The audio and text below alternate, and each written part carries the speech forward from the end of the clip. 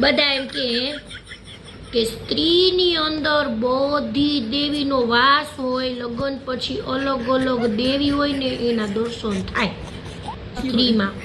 પણ હું કહું છું એ વાત ખોટી છે. એ વાત ખોટી છે. માતાજી હારે સરખામણી પહેલા તો કરાય જ નહીં. હે, સ્ત્રીની સરખામણી ખરેખર કરવી હોય ને તો રાક્ષસની,